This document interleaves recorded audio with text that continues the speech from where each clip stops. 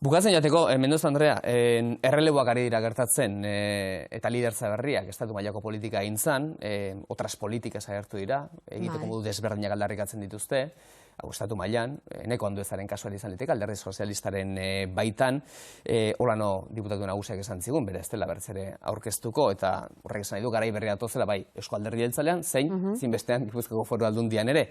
Garai berri hauen nondik nora joko dute eta zu non egongo zara garai berri horietan?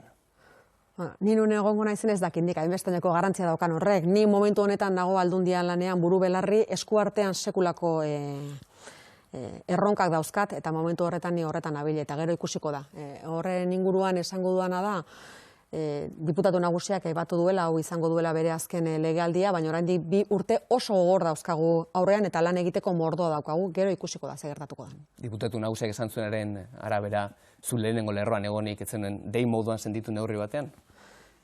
Diputatu nagusiak bere irakurketa propioa egin zuen, eta esan zuena zen, ikusita zein zen egoera eta bar, bere irakurketa propio hori egin zuen, baina dozen kasutan berak nik bezalaxe alderdi baten parte den enean, badaki alderdi politikoak erabakitzen duela eta bere alderdi zaleek erabakitzen dutela zein izango den hautagai kasu horretan, eta hori errespetatuko dugu, baina berriro diote nik ez nuke korrika egin nahi, ze 2 urte dauzkagu oraindik aurrean eta lanpila bat.